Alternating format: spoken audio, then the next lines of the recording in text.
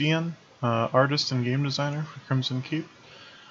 It's been a while since our last update, so I wanted to go ahead and make a video showing what we've been doing over the last couple weeks.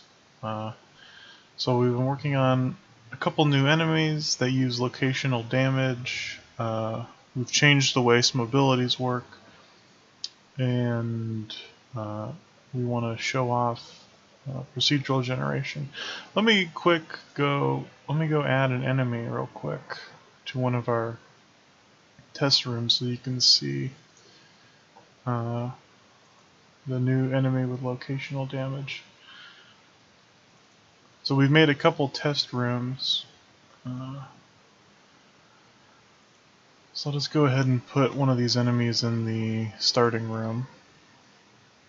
I'll put it back here. Made a rock golem, and you can see its collider here, which is like the ragdoll and stuff, and then on its back here it has an extra part which is an area that takes more damage. So if you hit it on the front or any other area of the body, it doesn't take very much damage, but if you hit it on the back, I think it instantly kills it. So I'm going to go ahead and put this in the starting room, because we can, with the procedural dungeon layout add-on or plugin that we're using, we can define like the entry room, the exit room, all the rooms in between, dead ends and stuff like that. Also here we have a object that Ben whipped up, where it has a script where it randomly picks one of its children to be the object that shows up in game. So it'll pick one of these objects, rock, table, or stool, and then the other ones won't appear there. So we can use this to either differentiate props or treasure or anything else like that. So if we have a treasure room, it could be like different levels of chests or something. So let me go ahead and save this. I got this special enemy in here now, so we can take a look at it. So I'm going to save this and go back to our auto generation scene. And in the scene, as you can see, it's just one object for generating the whole thing. Let's play it. So now we have this enemy here. I managed to land an attack on its back, on its weak point. Oh. I'm gonna restart real quick, because I want to pick a different ability to show how it works differently now. So you can see on the front, if I hit it, he doesn't die immediately. Even on the back, he dies. So this is going to make it a little more interesting when you're fighting certain enemies that have weak points. This is especially going to be cool with like bosses or things like that.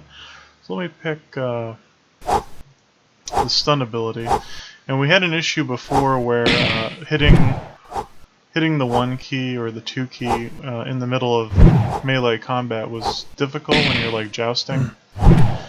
So instead, when you use the ability, it puts a particle effect on your weapon, and then the next time that you land the melee attack, the effect actually goes off. So makes it pretty cool. So here are the different rooms being stitched together. And we also have a spawner that's set up now, so we can have random enemies or random enemy groups spawning in each room, and spawning at random spawn points within the rooms. So these are just test rooms, as you can see. I made the test rooms a little too small. And then rooms that have multiple doorways, we have blockers installed. So if the door doesn't get used, depending on the layout of the dungeon, the door will be blocked, and because we have this cool world space texture, it blends pretty well. And if I make the blocker like the perfect shape, you wouldn't even notice it really. So And here's a dead end room. So right now I'm working on making a bunch more of these rooms. Then I'm going to start detailing them and filling them with props and enemies, and it should really start to look good.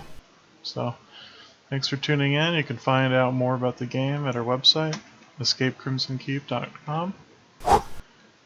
And I'll see you next time.